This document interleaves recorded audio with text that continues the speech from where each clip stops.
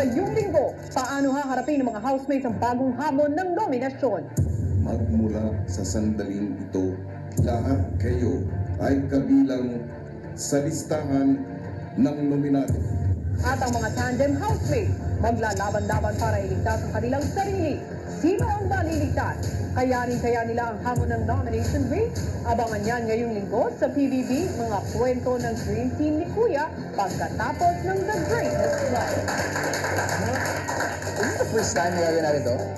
Kasi dati, mass eviction ang nangyari. Ano yung mass eviction? Ano yung mass eviction? Di ba nangyari na yun? Madami lang na-evict sabay-sabay. Nomination week, kasi usually, Mass eviction na tawag na yun. puntos lang. Ngayon, Oo. ito, challenges. Parang league task level up ang nangyari. At kanina nga, sumabak na sila sa kanilang unang challenge na kung saan paraan, literal, silang nagbuo ng tower gamit lang ang kanilang paa. At narito ang resulta ng puntos ng bawat team. Tingnan natin.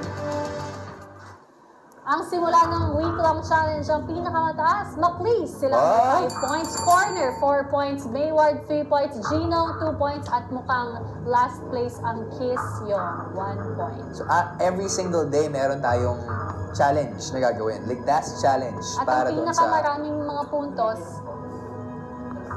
Ay, ligtas. ang pinakamaraming points, Top 3. 3 teams ligtas. Bottom 2 teams nominated. Bali, 4 ang 4 ang nominees. nominees. Grabe, nakakakaba. Nakakakaba. Ngayon. Or para hindi pa kinakabahan ng Maclis kasi so